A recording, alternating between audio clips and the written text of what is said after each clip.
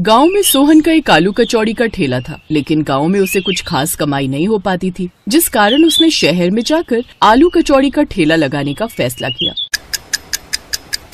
अब हमें शहर जाकर अपना काम शुरू करना होगा रमा। गांव में कुछ खास कमाई नहीं हो पा रही। दोनों बच्चे की पढ़ाई और बेहतर भविष्य के लिए हमें ज्यादा पैसे कमाने होंगे। जैसा आपको ठीक लगे। सोहन अपनी पत्नी और 2 बच्चों के साथ शहर चला आया। शहर पहुंचते ही उसकी पत्नी रमा उससे बोली, आपको क्या लगता है जी, हम शहर में अपना आलू कचौड़ी का ठेला चला पाएंगे? यहाँ तो जहाँ नजर दौड़ाओ खाने का कुछ न कुछ ठेला लगा ही हुआ है। यहाँ तो खाने की कोई कमी है नहीं। ऐसे में कोई हम गरीबों के हाथों की आलू कचौड़ी क्यों ही खाएगा? अभी तो काम शुरू भी नहीं हुआ और तुमने पहले ही हार मान ली रमा। अब वो शहर में अपने लिए किराए पर कमरा ढूंढते हैं। उन्हें एक कम दाम में कमरा मिल जाता है।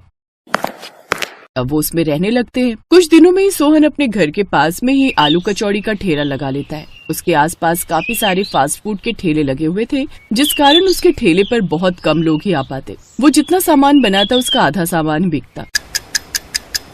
सोहन परेशान होकर रमा से बोलता है, रमा, यहाँ तो सभी फास्ट फूड के दीवाने हैं। हमारी आलू कचौड़ी तो बहुत ही कम लोग खरीदते हैं। लेकिन ऐसे तो गुजारा कैसे चलेगा जी? कमरे का किराया भी देना है, बच्चे भी साथ में हैं, उन्हें भूखा भी नहीं रख सकते। हमें कोई ऐसी जगह तलाशनी होगी जहाँ हमारा आलू कचौड़ी का काम अच्छा चले। लोग ज्यादातर आलू कचौड़ी खाना पसंद करते हो। हाँ, लेकिन ऐसी जगह कहाँ मिलेगी? तभी उनकी मकान मालकिन वहाँ आती है। ऐसी जगह तो नाथपुरा ही है। वहाँ रेलवे स्टेशन और बस स्टॉप दोनों आसपास ही हैं। वहाँ हर तरह के लोग आते हैं। मुझे यकीन है तुम्हारा काम वहाँ जरूर चलेगा। और मेरे पति की उस स्टेशन मास्टर से अच्छी जान पहचान है, तो वो तुम्हारा ठेला लगवा देंगे। आपका बहुत बहुत धन्यवाद मालकिन जी। अनीता अपने पति से बात करती है। वो अगले दिन स्टेशन मास्टर से कहकर वहाँ पर सोहन का ठेला लगवा देता है। आलू कचौड़ी की महक बस स्टॉप और स्टेशन पर आने वाले यात्रियों को अपनी ओर खींचने लगती है। अब सोहन के ठेले पर यात्रियों की भीड़ रहने लगती है। एक बार एक कुली सोहन के पास आता है और उसके हाथ की आलू कचौड़ी खाकर खुश हो जाता है। वाह भाई वाह, मजा आ गया। क्या स्वादिष्ट आलू कचौड़ी बनाते तुमने, और दाम भी बहुत कम है। सच कहूँ, पहले यहाँ खाना खाने के लिए ना हमें दुकान पे जाना पड़ता था, जहाँ खाना काफी महंगा मिलता था और हमारी दिन भर की कमाई खाने में ही चली जाती है। लेकिन अब तुम्हारे पास ये कम दाम में आलू पूड़ी खाकर तो पेट भरता ही है, साथ ही 2 पैसे भी बच जाते हैं भाई। धन्यवाद भाई, अब तुम पेट भरकर खाना खाओ। ऐसे दिन गुजरने लगते हैं। अब तो जो रोज की सवारी वहाँ से आती जाती, वो तो सोहन के ठेले पर जाने से खुद को रोक ही नहीं पाते। वो तो अब उसके पक्के ग्राहक हो गए थे। ऐसे ही कुछ दिन बीतते हैं। एक रोज एक सेठ जिसके हाथ में काफी बैग थे, वो सोहन के ठेले के पास से गुजर रहा था कि तभी उसके बैग की टक्कर से सोहन के ठेले पर रखा सामान नीचे गिर जाता है और उसका काफी नुकसान हो जाता है। लेकिन सेठ उल्टा सोहन पर ही चिल्लाने लगता है, तुम गरीबों को भी ना बीच में ही आकर खड़ा होना होता है। मेरा सारा सामान तो गिरा ही दिया, साथ ही मेरे महंगे कपड़े भी गंदे कर दिए। लेकिन साहब, इसमें मेरी क्या गलती? आपकी वजह से उल्टा मेरा कितना नुकसान हुआ है। आप ऐसा कीजिए, मेरा नुकसान भर दीजिए। ये सुनकर सेठ उसे जोरदार थप्पड़ मार देता है। साथ ही स्टेशन मास्टर से उसने शिकायत भी कर देता है। सेठ जैसा बड़ा आदमी होने की वजह से स्टेशन मास्टर सोहन को ठेला लगाने से मना कर देता है। ये सब बातें जब रमा को पता चलती है तो वो बोलती है, ना जाने कैसे आदमी है इस शहर में, अब क्या होगा जी।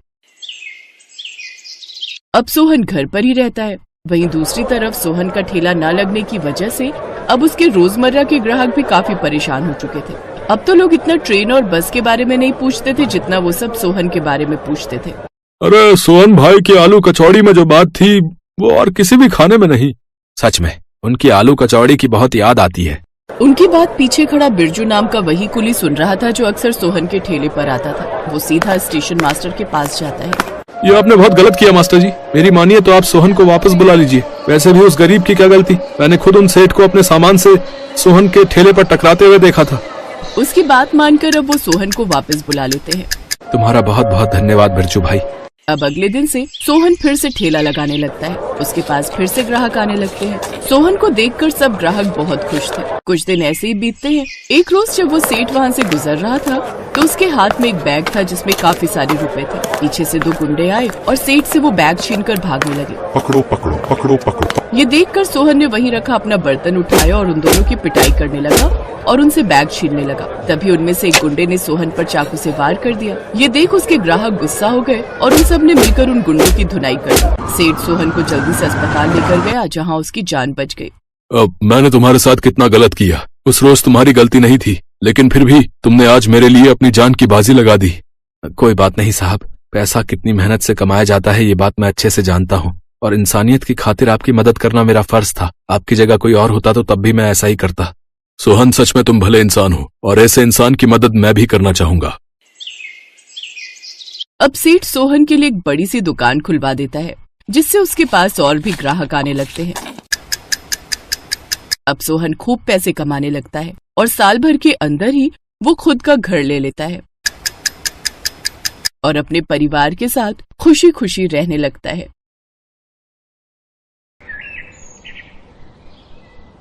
स्वाति अपने माता पिता के साथ चंडीगढ़ के पास एक गांव में रहती थी। उसके पिता का अपना आलू फ्राई का ठेला था, जिसमें मसाले और नमक मिलाकर वो आलू फ्राई तलकर बेचते थे। स्वाति ने भी अपने पिता से ही आलू फ्राई बनाना सीखा था। ऐसे ही समय बीता। एक रोज उसके लिए अच्छे घर से रिश्ता आया। लड़के वाले जब स्वाति को देखने आए तो उसने उस रोज भी सबके लिए आलू फ्राई ही बनाए। लड़के वालों को वो बड़े पसंद आए। अंशुमन को भी स्वाति भा गई और सबकी रजामंदी से कुछ महीने बाद दोनों की शादी हो गई। स्वाति के ससुराल में उसकी ननद, देवर और सास थे। उनके परिवार में सब कुछ अच्छे से चल रहा था। तो कहिए मैडम, कहाँ घूमने चलना है आपको हनीमून पर? अंशुमन जी, मुझे शुरू से ही ना पहाड़ बहुत पसंद है। चंडीगढ़ में रहने के बावजूद भी मैं कभी शिमला या मनाली नहीं जा पाई। बस इतनी सी बात? तो फिर तेरा, हम मनाली और शिमला दोनों जगह चलेंगे। क्या सच में? वाव! ऐसे ही कुछ समय बीत जाता है। स्वाति के ससुराल में सब कुछ बहुत अच्छे से चल रहा था। स्वाति ने भी आते ही अपने ससुराल की जिम्मेदारियां अच्छे से संभाल ली थी।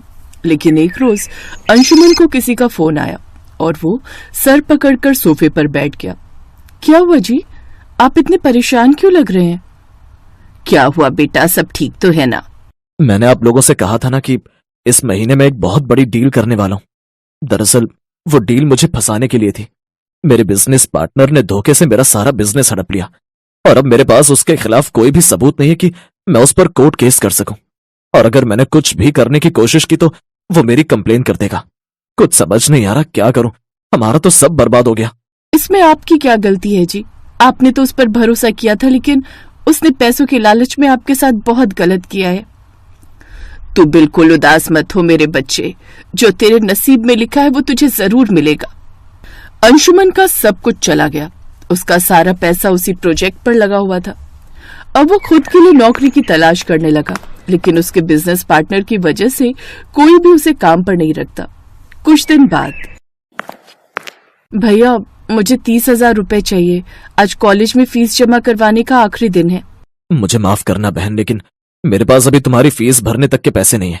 मैं कई दिनों से नौकरी की तलाश में हूँ, लेकिन मुझे कहीं नौकरी नहीं मिल रही।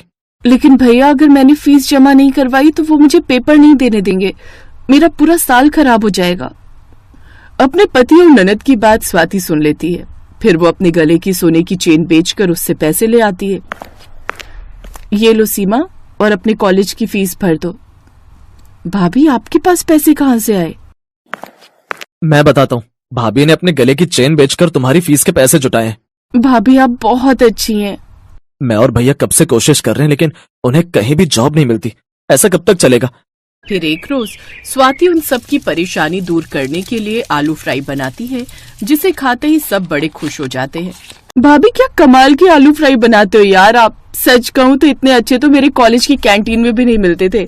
अगर आप ऐसे आलू फ्राई बनाकर बेचो ना, तो देखना कैसे ग्राहकों की लंबी लाइन लग जाएगी आपके पास। सीमा बिल्कुल ठीक कह रही है। अगर हम ऐसे ही आलू फ्राई बनाकर बेचें तो हमें कभी जॉब ढूंढने की जरूरत नहीं पड़ेगी। हम खुद का ही काम शुरू कर सकते हैं। हाँ, बिल्कुल ठीक कहा। तुम्हारे जैसे लाजवाब आलू फ्राई तो कोई वर्ल्ड फेमस शेफ भी नहीं बना सकते। अगर तुम ऐसे ही खुद का काम शुरू कर दो तो खूब पैसे कमाओगी। उनकी बात सुनकर स्वाति को भी हौसला मिलता है। बात तो आप बिल्कुल सही कह रहे हैं, लेकिन इन सब के लिए पैसे कहाँ से आएंगे? तू चिंता मत कर बेटी, मैंने बुरे वक्त के लिए थोड़े पैसे जमा किए थे, उसी से तुम अपना ये काम शुरू कर लो। मैं जानती हूँ मेरी बहू का ये काम बहुत अच्छा चलेगा। और अगले दिन से ही स्वाति बाजार में ठेला लगाकर आलू फ्राई बेचने लगती है। ग्राहकों को ठेले पर बुलाने के लिए अब वो लोगों को आवाज लगाने लगती है। आओ भैया आओ, जल्दी आओ, गर्मा गर्म आलू फ्राई खाओ। एक बार खाओगे तो बार बार खाओगे। आलू फ्राई? बड़ा कम खाने को मिलता है आलू फ्राई। दिल्ली में भले ही खाने के तरह तरह के ठेले हों, लेकिन गर्मा गर्म आलू फ्राई के तो ना के बराबर हैं। एक बार मैं चंडीगढ़ गया था, तब मैंने वहाँ आलू फ्राई खाए थे। चल कर खाकर देखते हैं कैसे बनाती है आलू फ्राई। अब ग्राहक उसके पास आने लगते हैं। वो 30 रुपए प्लेट सबको परोसती है। वाह दीदी, क्या स्वादिष्ट आलू फ्राई बनाया आपने, खाते ही मजा आ गया। 2 प्लेट पैक भी कर दो, घर वाले खाएंगे तो खुश हो जाएंगे। हाँ भैया, मैं अभी पैक कर देती हूँ। आलू फ्राई की खुशबू से उसके पास और भी अच्छे खासे मेहमान आने लगते हैं और उसकी खूब अच्छी बिक्री होने लगती है। पहले ही दिन वो ठीक ठाक कमाई करके वहाँ से चली जाती है। ऐसे दिन बीतते हैं। एक रोज जब स्वाति बाजार में ठेला लगाकर खड़ी थी, तभी उसके पास कुछ गुंडे आते हैं। चल अपना ठेला हटा यहाँ से। क्यों? तुम कौन होते हो मेरा ठेला हटाने वाले? मैं क्यों हटाऊं अपना ठेला यहाँ से? तेरे को समझ नहीं आता क्या? क्या बोला भाई ने? अपना ठेला हटा मतलब हटा यहाँ से। अब उन लोगों से ज्यादा पंगे मत ले, समझी? अब जल्दी से अपना ठेला हटा ले, नहीं तो इसको तोड़ फोड़ कर रख दूंगा। ज्यादा बकबक की ना तो चप्पल उठाकर तेरे सर की ऐसी धुनाई करूंगी ना कि तू भूल नहीं पाएगा। चल अब जा यहाँ से। मतलब तू हमारी बात नहीं मानेगी? अब देख मैं क्या करता हूँ। अब वो दोनों उसके ठेले को डंडों से मारने लगते हैं, लेकिन इतने में स्वाति का देवर, ननद, सास और पति भी वहाँ आ जाते हैं और वो सभी डंडे से उन गुंडों की पिटाई करने लगते हैं और उन्हें वहाँ से भगा देते हैं। वो दोनों गुंडे एक बड़े सेठ के पास जाते हैं, जो कोई और नहीं बल्कि अंशुमन का वो पार्टनर ही था जिसने उसे धोखा दिया था। अच्छा ये बात है, लगता है अब मुझे ही उसको सबक सिखाने के लिए जाना पड़ेगा। अब सेठ खुद वहाँ जाता है, जहाँ वो अंशुमन और स्वाति को देखता है। ओह, तो ये तेरी बीवी है? बड़ी जिद्दी है, अपने आगे किसी की नहीं सुनती। इसे बोल अपना ठेला यहाँ से हटा ले, नहीं तो तुम लोगों के लिए अच्छा नहीं होगा। कर्म अपने आप वापस आ जाते।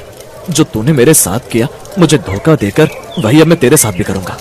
अब मेरी बीवी यही अपना ठेला लगाएगी और अब मैं देखता हूँ कि तेरा ये रेस्टोरेंट कैसे चलता है। मेरे पति को धोखा देकर तुमने पहले इतना घटिया काम किया है, ऊपर से अब हम गरीबों को और परेशान करते हुए तुम्हें शर्म नहीं आई?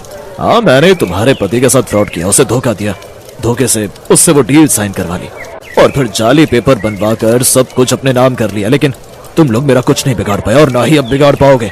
ये तो आपकी गलत फहमी है, क्योंकि अभी अभी आपने जो भी बकवास की है ना, वो सब इस फोन में रिकॉर्ड हो चुका है।